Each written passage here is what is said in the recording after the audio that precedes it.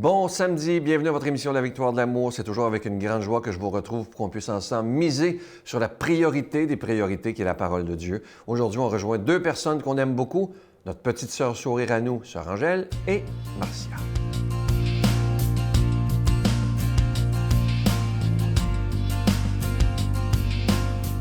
Sœur Angèle! Ben, bonjour, Charles. Bonjour! On aurait dû s'habiller en vert. On aurait dû s'habiller en vert. Absolument. Parce que c'est la Saint-Patrick demain. Oui. Et on veut parler du fait, là, le trèfle, la chance. Là, vous m'avez apporté un trèfle. Qu'est-ce que c'est? Ça, c'est le trèfle, le tableau du trèfle pour le droit du bonheur de Monaco que j'ai reçu. Vous avez reçu le trèfle vert? Oui. Le trèfle d'or. Le trèfle d'or. J'aime mieux le trèfle vert parce qu'il est plus fertile. Dans la vie, là, Sœur Angèle, quand on dit quelqu'un est chanceux, hein? Oui. Il est donc chanceux, il est donc chanceux. Croyez-vous à ça, vous, la chance? Pensez-vous que la vie nous dit qu'une telle personne mérite plus que d'autres? Comment vous voyez ça spirituellement, la chance? Oui, mais tu sais, l'être humain, il trouve toujours que l'autre est plus chanceux que soi-même. Toujours. Oui. Il dit ça, « t'es donc chanceuse, toi. Ah, mais t'es chanceuse. T'as tout ça, toi. T'as tout ça d'un plat d'argent. » Oui. Ben oui, mais c'est pas ça par du tout, là. Non. Si tu as des choses parce que tu as travaillé pour. Et puis, le trèfle, c'est du verre, c'est du chlorophylle, c'est quelque chose qui te donne vraiment de l'énergie. Comme la sève, hein? La sève de la vie. Ça donne de l'énergie, puis on a besoin, puis même les abeilles vont chercher le miel pour donner. Justement, le miel rentre beaucoup dans la spiritualité.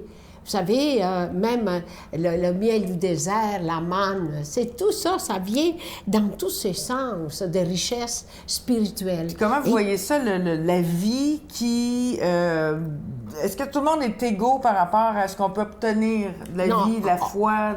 Non. On n'est pas tout... On voudrait que tout le monde soit égaux. Que tout le monde, il n'y ait pas de différence. L'autre, il y a ci, l'autre a ça, l'autre est riche, l'autre est pauvre, l'autre est chanceux, l'autre n'est pas chanceux. Non. Chaque être humain mérite d'être aimé. Chaque être humain a ses valeurs. Parce que souvent, on dit toujours, comme je t'ai dit, l'autre il est toujours plus chanceux que toi. Ah, toi, t'es blonde, t'es chanceuse. Ouais. Moi, j'ai des cheveux noirs. Bon. Mais quand on fait ça, là, ce type de comparaison-là, qu'est-ce que ça nous enlève? Ça nous enlève des valeurs, ça nous fait mesquins. Moi, je trouve que ça fait mesquin. Moi, je trouve que chaque être humain a ce qu'il a droit d'avoir. Puis il faut l'apprécier. Moi, je me dis, c'est là que pendant la guerre, quand je me disais, on est chanceux, on est vraiment un beau trèfle vert pour se dire, on s'en est sorti vivant. Et ça, la vie, c'est précieux. C'est précieux, ça n'a pas de prix, ça. Et vous avez toujours eu cette philosophie-là? Toujours. Mis à part le fait que votre mari soit là dans votre vie, dans votre cœur, il y a ça, cette idée-là de... Et c'est très important d'avoir ça. Il faut nourrir notre intérieur, puis il faut, tous les jours, il faut avoir une pensée. Qu'est-ce que je peux découvrir de grand à l'intérieur de moi? En te réveillant, tu remercies d'avoir la vie. Parce que souvent, on ne remercie pas pantoute. C'est vrai, on tient pense ça pour acquis. que tout Donc, diriez-vous, est Sœur acquis. Angèle, qu'à l'intérieur de nous, il y a en permanence un trèfle Chanceux. qui nous porte chance. Oui! Juste le fait d'être en vie, on est déjà chanceux. On est chanceux. Hein? Je dis toujours, ne lamentez-vous pas, la vie, c'est un grand don. Et juste le fait de vous avoir tous les samedis, on est très chanceux. Ah, Merci, Sœur aussi. Angèle. Notre Père qui es aux cieux, que ton nom soit sanctifié, que ton règne vienne, que ta volonté soit faite sur la terre comme au ciel. Donne-nous aujourd'hui notre pain de ce jour. Pardonne-nous nos offenses comme nous pardonnons à ceux qui nous ont offensés. Ne nous laisse pas entrer en tentation, mais délivre-nous du mal, car c'est à toi qu'appartient le règne, la puissance et la gloire pour les siècles des siècles. Amen. La Victoire de l'amour vous invite à sa retraite spirituelle les 17, 18 et 19 mai 2019 sous le thème « Si vous saviez comme je vous aime, vous en pleureriez de joie ». En compagnie du Dr Gilles Lapointe, Sœur Angèle, Brigitte Bédard, Marie-Jeanne Fontaine, Miguel Padilla et Sylvain Charon. Nous aurons droit à un magnifique spectacle d'Étienne Drapeau le samedi soir. Et comme invité spécial, nous avons le privilège de recevoir Monseigneur Pierre-Olivier Tremblay à l'hôtel et suite Le Dauphin de Drummondville. Réservé au 514-523-4433. Sans frais, 1-888-811-92-91. La victoire de l'amour présente Marie, mon secret, icône de la beauté divine.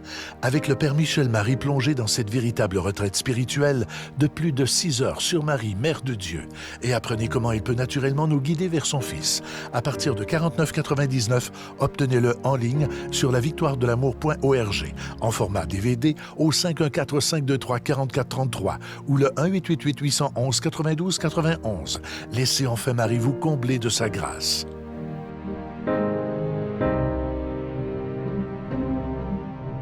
Pour ceux qui suivent régulièrement l'émission, vous savez que normalement, lorsque vous faites un don de 25 $, on vous offre un cadeau en guise de remerciement. Mais comme nous sommes en carême, le carême 2019, il n'y aura pas de cadeau du mois. Si vous saviez, comme à chaque fois qu'on prend cette décision-là, c'est toujours un risque énorme parce que certaines personnes se disent « Ah, ben moi, je ne donnerai pas ce mois-ci. » Mais moi, ce que je vous demanderais, au nom du Seigneur même, c'est de dire « Je vais donner tout à fait gratuitement, sans rien attendre en retour, simplement pour que la parole de Jésus soit annoncée comme il nous le demande dans l'Évangile. » Et vous savez, on le voit sur le beau panneau qui est là, c'est le Seigneur qui nous dit « Je compte sur toi pour annoncer ma parole. Merci de tout mon cœur. » Alors, je me permets de vous demander une offrande tout à fait spéciale pour ce carême 2019. Je vous rappelle que l'émission La Victoire de l'amour existe maintenant depuis plus de 24 ans. C'est absolument extraordinaire et pour moi, ça tient du miracle. Alors, je vous donne l'adresse en vous disant merci encore une fois de votre offrande tout à fait spéciale du carême. La Victoire de l'amour, casier postal 120, succursale Boucherville à Boucherville, le J4B 5E6, je vous la redonne. La Victoire de l'amour, casier postal 120, succursale Boucherville à Boucherville, le J4B 5E6. Également par téléphone, par carte de crédit du lundi au vendredi de 8h30 à 16h30 dans le 514-523-4433, 523-4433 ou sans frais le 1-888-811-9291, 1-888-811-9291 et aussi sur notre site Internet, le www.lavictoiredelamour.org. Merci de tout cœur de donner des mains à la Providence. Merci de votre don spécial du carême.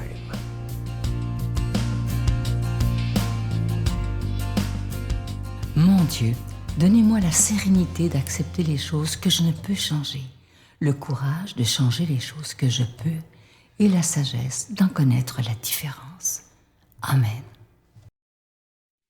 Aujourd'hui, la parole de Dieu est proclamée par quelqu'un qu'on apprécie beaucoup. Il est là depuis les tout débuts de la Victoire de l'amour, l'abbé Donald Thompson.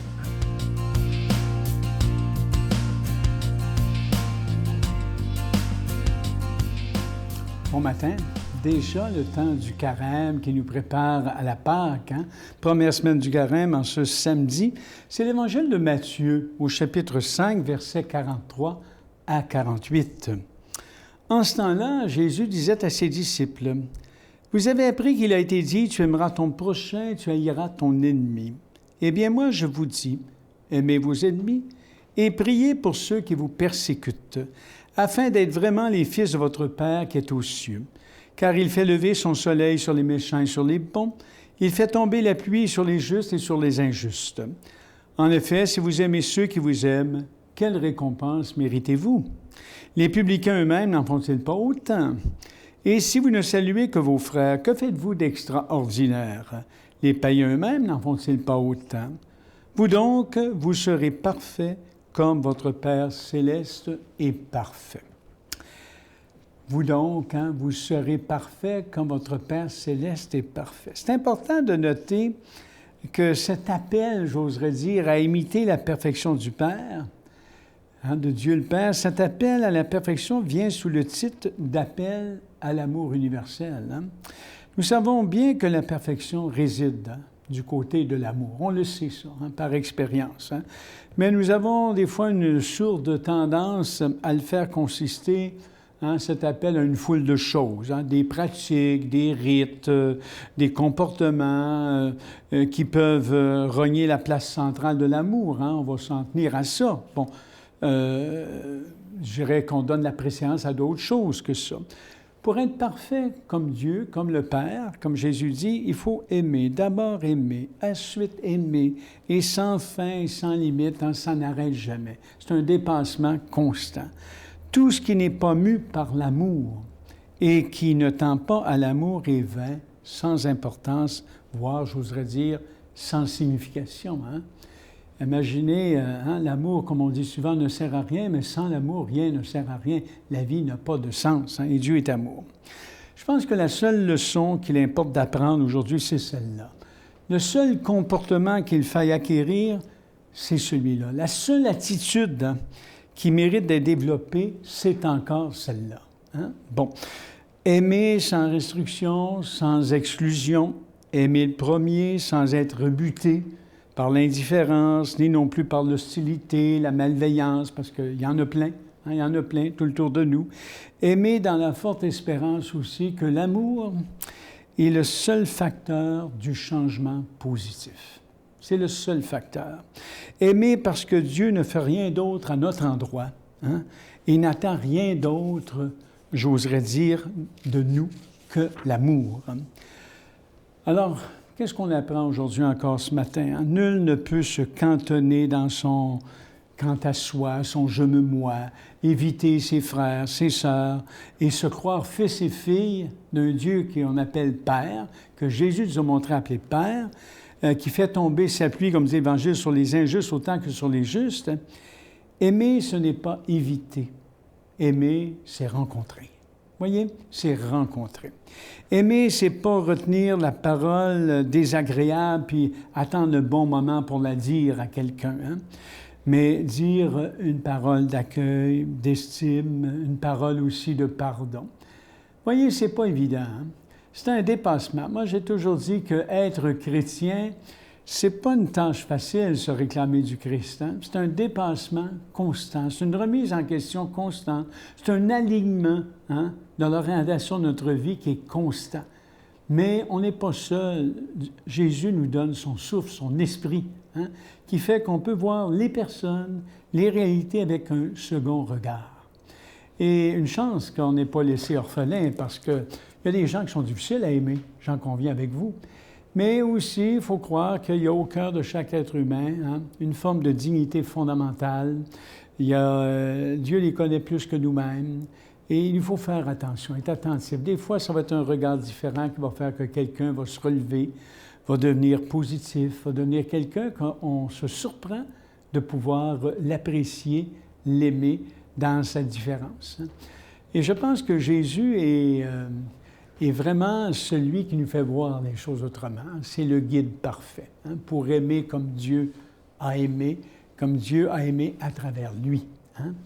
Alors, vous voyez, ce matin, donc, soyez parfaits comme votre Père céleste est parfait.